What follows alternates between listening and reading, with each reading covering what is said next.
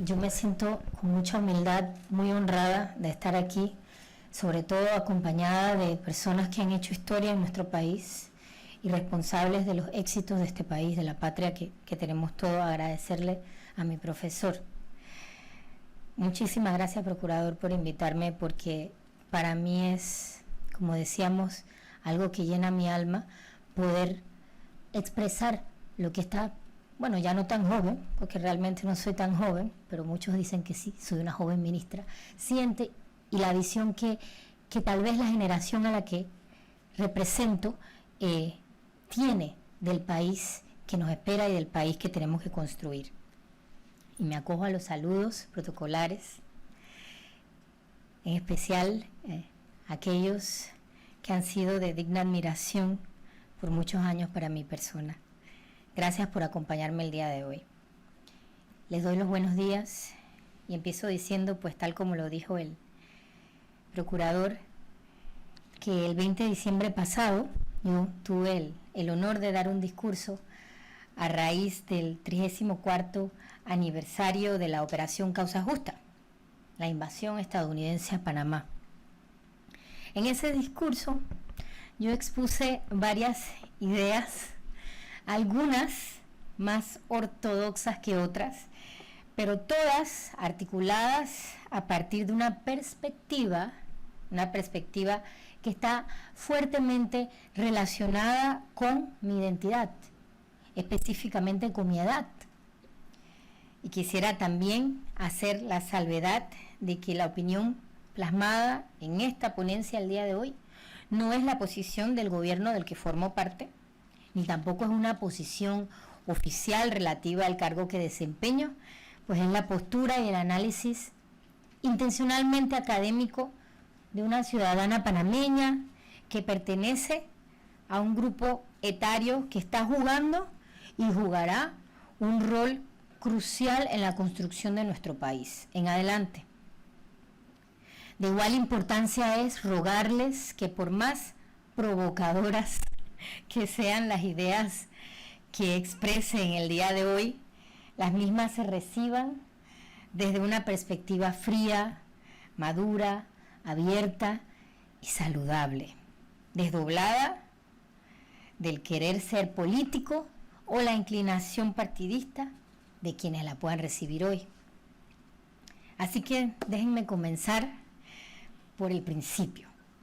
Me presento, ya me he presentado, pero quisiera hacerlo. Mi nombre es Yanaína Tehuani y soy la canciller de la República desde octubre del 2022. Pero soy la única persona en el gabinete en haber dirigido 2 carteras ministeriales en esta administración.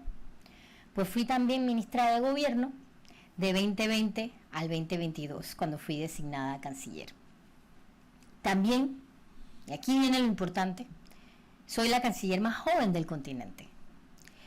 A pocos meses de cumplir 40 años, pertenezco a esa llamada generación millennial, que son, a grandes rasgos, quienes nacieron entre 1981 y 1996, es una generación marcada.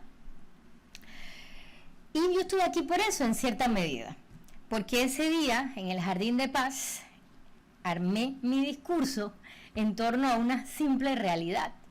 Mi generación no vivió la invasión como adultos. Yo era apenas una niña de 5 años, pasando su Navidad en Los Santos con mi abuelo. Hoy soy canciller, pero no soy la única. Mi generación, desde el vicepresidente Carrizo, que nació en 1983, hasta el diputado Vázquez, que nació en 1996, está comenzando a asumir posiciones de mando. Los que vienen detrás de nosotros son los llamados generación Z. Esos son nacidos entre 1997 y 2012 y aún no son parte de las estructuras de poder, pero algunos ya son adultos. Y sí, la inmensa mayoría de ellos nacieron después, ojo, esto es importante, después de la salida de los estadounidenses de nuestro territorio. Y este es un aspecto importante a recordar al trayecto de la ponencia. Nacieron después de la salida de los estadounidenses del territorio. Pero no nos vamos a apresurar. Ya vieron de qué se trata esto, de generación y de historia. Y la idea de que existe algo que relaciona las generaciones con la historia y que hace que se condicionen la generación y la historia, se moldeen y que se definan entre ellas, generando realidades únicas. Quiero enfatizar aquí la complementación de las generaciones, las historias, cómo se moldean unas a ellas y crean realidades únicas, como las que tuvimos en este país. Y para comenzar este viaje, definamos primero algunos conceptos que creo que son relevantes. Primero que todo, ¿qué es una generación? En esta conferencia definiremos una generación como un grupo demográfico cuya duración coincide aproximadamente con la de una fase básica de la vida. Ojo, una fase básica de la vida, es decir, unos 20 años más o menos. En Panamá la expectativa de vida ronda los 77 años, ¿verdad? Y aplicando esa idea anterior, nos da que cada panameño atravesará en promedio, unas 4 fases en su vida, pues 77 años y hay un periodo, cada una de ellas muy distinta de las fases adyacentes. Así que a los 40, uno se siente una persona completamente distinta que a los 20 y así sucesivamente. Ahora, si aplicamos esta idea hacia afuera de nosotros, está claro que la vida y el mundo, ojo, y el mundo, desde la familia hasta la política internacional, se ven de manera distinta a los 40 y a los 20. La vida y el mundo se ven de manera distinta a los 40 y a los 20. Pero ¿qué hay de personas y qué pasa con aquellos que nos rodean? ¿Cómo vemos a los mayores y cómo vemos a los más jóvenes? Quiero contarles dos anécdotas. Hace 4.800 años, un escriba asirio se quejaba en una tableta de arcilla de que los hijos ya no respetan a sus padres. Hace 4.800 años. Tan alarmado e indignado estaba este escriba que en la misma tablilla pronosticaba nada menos que el fin del mundo, algo que veía evidentemente cercano. Del otro lado de la moneda, cuenta la historia, y esto siempre me gusta decirlo en todos mis discursos porque me fascina la relación de Aristóteles con Alejandro Magno, que era su mentor, Aristóteles. El gran Aristóteles le dijo a su pupilo, Alejandro Magno, espera, aún no deberías participar en las batallas. Y Alejandro respondió, si espero, perderé la audacia y la juventud. Podemos encontrar expresiones similares a lo largo y ancho del planeta en todas las culturas humanas porque, señores, la tensión intergeneracional es tan vieja y universal como la humanidad misma. Cada generación intenta corregir o compensar lo que percibe como excesos, pecados, errores de la generación anterior. Y eso me lleva a la próxima idea. Las generaciones vienen en ciclos. Pero el concepto de los ciclos es mucho más profundo que eso. La naturaleza funciona de manera cíclica también. Por ejemplo, la Tierra gira alrededor de su eje cada 24 horas. Y a su vez alrededor del Sol cada 365 días. Esto condiciona a su vez la vida sobre el planeta, que nos incluye a todos. Podríamos andar en esto, pero no quiero desviarme mucho del tema. Solo apuntaré dos cosas. Primero, que nuestra vida moderna, esto es importante, porque a veces no lo realizamos. En nuestra vida moderna, nuestra tecnología ha servido para ocultar la realidad de esos ciclos. Y les digo por qué. Desde la luz eléctrica, que nos permite ignorar la oscuridad natural, que es un ciclo, el día y la noche. Hasta la refrigeración, que nos permite comer alimentos fuera de temporada o incluso de otras latitudes. Ahí hay un ciclo que probablemente con la tecnología, lo que vivimos hoy, ignoramos. Y segundo, el segundo punto que es importante destacar, que no todas las culturas entienden los ciclos de la misma manera. De hecho, esta es una de las ideas que separa la cosmovisión oriental de la occidental. La cultura occidental, especialmente la moderna, la nuestra, es más orientada al individuo, a las ideas de libertad y progreso, todo es posible, el mundo avanza. Mientras que la cultura oriental, desde India hasta Japón, es más formalista, más colectiva, más cíclica. Sin embargo, se piense lo que se piense, una cosa queda clara. La historia no es una ciencia exacta. Eso es determinante. Y la historia se interpreta y existe muchas maneras de interpretarla. Y aquí voy a lo siguiente. Por ejemplo, existe lo que se conoce como el Big Man Theory, no el Big Bang Theory, el Big Man Theory. ¿Qué significa eso?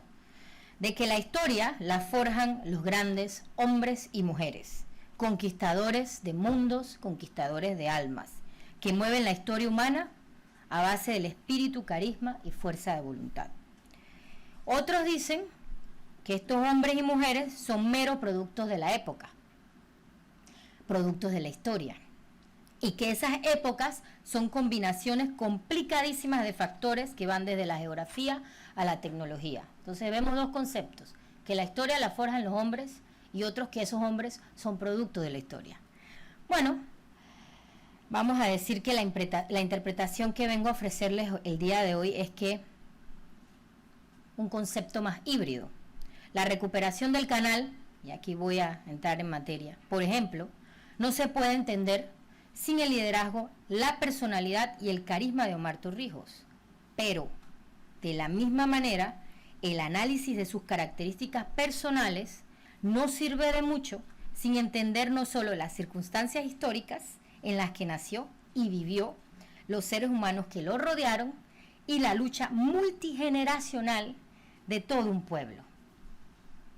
La idea central aquí es que la historia y las generaciones tienen sus propios ritmos y estos están intrínsecamente relacionados.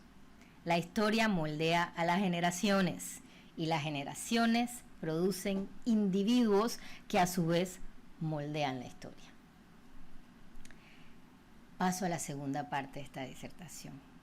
En mi tiempo como canciller, he expuesto una manera de entender la actualidad que ve a Panamá como un país en plena metamorfosis.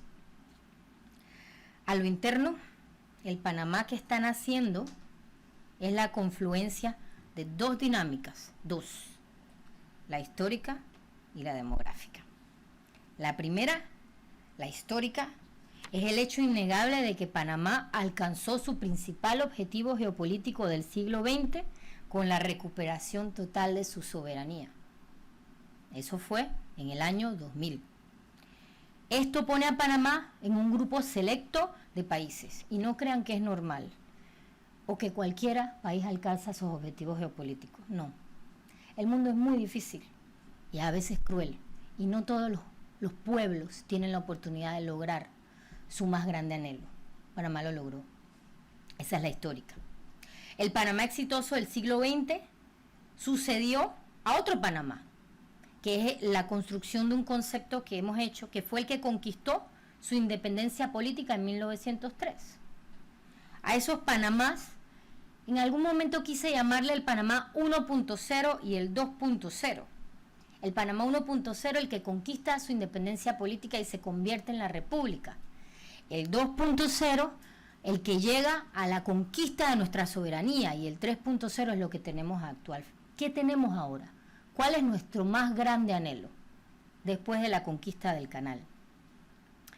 Históricamente, entonces, a nivel de objetivos y razón de ser de país, estamos desde el año 2000 en las primeras décadas del Panamá contemporáneo, el Panamá 3.0. La segunda tendencia que define y marca este Panamá 3.0, porque le hablé de la histórica, que logramos nuestro objetivo geopolítico, es la irrupción, y esto es importante, en el contexto histórico que acabo de mencionar de la generación millennial. ¿Y por qué esto es importante? Porque los millennials, la generación que les menciono, de la que formo parte, constituyen la primera generación de panameños en alcanzar la mayoría de edad de 1999 en adelante. Y esto es crucial, justo cuando Panamá completaba su siglo XX triunfal. Y como mencioné, hay 2 décadas después. Alcanzan su madurez, ahora, siendo un factor real de poder, mando y jurisdicción en la realidad nacional. A más de 2 décadas del comienzo de la era 3.0, estamos ante el comienzo de la era millennial panameña. Y repito, ¿por qué? Porque esta generación que logró su mayoría de edad después, en 1999, cuando habíamos conquistado ya nuestra soberanía, alcanza su madurez 20 años después. Y entonces empiezan a tomar mando y jurisdicción. En cierta manera, nuestra generación no tenía por qué ser especial. Si bien es verdad que fuimos los primeros en agarrar nuestra cédula después de la reversión total de la zona del canal, también es verdad que vivimos hasta 19 años en el Panamá del siglo XX, con la presencia estadounidense, yo recuerdo, aquí en nuestro patio, siendo un factor definitorio de la realidad nacional. ¿Qué nos espera entonces de las generaciones anteriores que nos hace a esta especial? La respuesta es la invasión. ¿Qué es lo que hace a nuestra generación especial de las anteriores? Es la invasión. Y ya les digo por qué. La historia también se hace con violencia. Sí. Y la violencia, por su propia naturaleza, genera un trauma, cuya naturaleza y consecuencias está directamente relacionado con las circunstancias del que lo experimenta. Violencia, trauma, circunstancias del que lo experimenta. A nosotros, los millennials, los hijos de los 80, nos agarró siendo niños, pensando en el arbolito y los regalos de Navidad que venían el 25 de diciembre. A la generación anterior, a nosotros, la agarró del otro lado de la vida, considerando los ciclos, ¿no? Así estamos definiendo generación. Ya teniendo conciencia adolescente e incluso adulta. La generación millennial es entonces una generación bisagra, demasiado joven para haber experimentado e internalizado la violencia, la furia del ejército más poderoso de la historia, cayendo sobre nuestro país, pero lo suficientemente vieja para recordar y apreciar el Panamá del siglo XX, el que con virtudes y defectos conquistó lo que se propuso.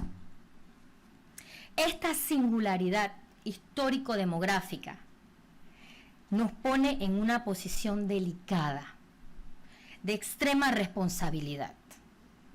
El orden político en el que vivimos no es producto de los tratados del canal, no, ni de la reversión en sí. El orden político que vivimos no es producto de los tratados del canal, ni de la reversión, sino de la invasión,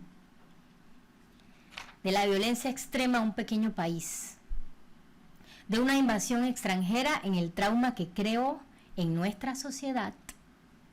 Dentro de ese orden político y socioeconómico, hemos pasado 34 años sin saber exactamente cómo afrontar este hecho. Cómo afrontar su historia, sus causas, sus víctimas, su devastación. ¿Y qué fue exactamente devastado? ¿Qué fue lo que se devastó? Por 34 años, después de la invasión, hemos tenido una relación ambivalente, incómoda, insegura con sus efectos sobre nuestra psiquis, con el inabarcable sufrimiento causado a todo un país, con el profundo golpe a nuestra autoestima como individuos, como sociedad y como proyecto político. La sociedad que emergió a partir de enero de 1990 fue una sociedad, pudiésemos decir, traumatizada. La generación que heredó el país lo moldeó a su imagen y semejanza, incluyendo los traumas de la invasión. Y ya les voy a explicar por qué. Ese era el Panamá que no protestaba. 34 años después de la invasión. El Panamá, decíamos, en el que nada pasaba. Aquí no pasa nada. El Panamá democrático y económicamente dinámico, sí, pero también el Panamá desigual. Entre los 10 más desiguales del mundo, partido por una secta frontera tan multidimensional como profunda, tan absurda como inaceptable. Ese es el Panamá post-invasión, pero nada pasaba.